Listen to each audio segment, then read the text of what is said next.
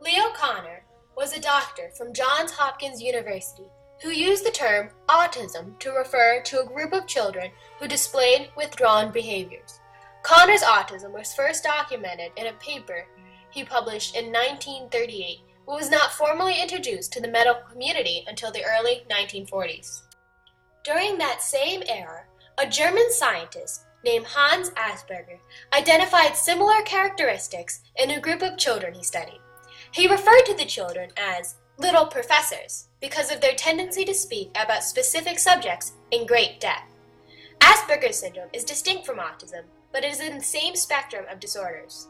Though Kanner and Asperger never met, their findings identified and defined a previously unknown disorder to the medical community.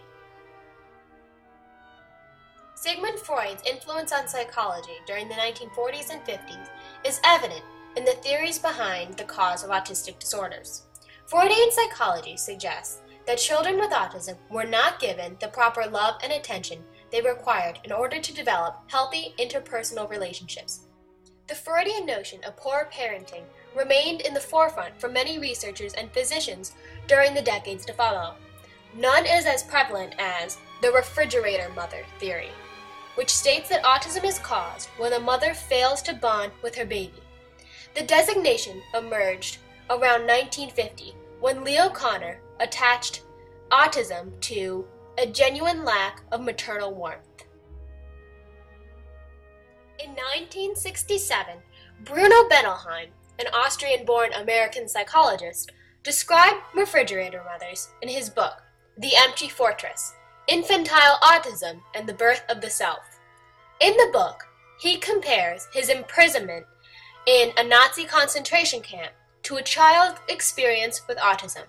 He refers to mothers as the Nazi soldiers, with a notion that a cold and indifferent mother leads to the symptoms of autism.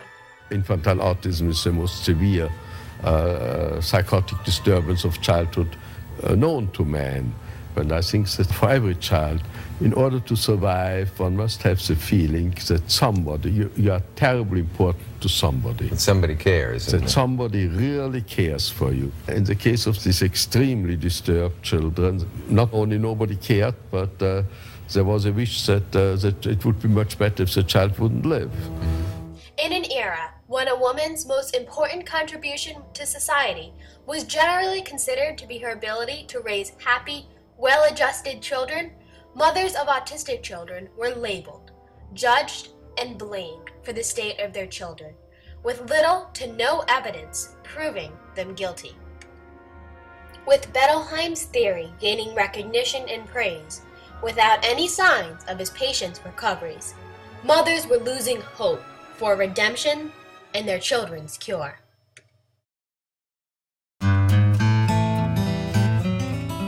Dr. Bernard Rimland, a research psychologist based in San Diego, changed the face of autism in the medical world.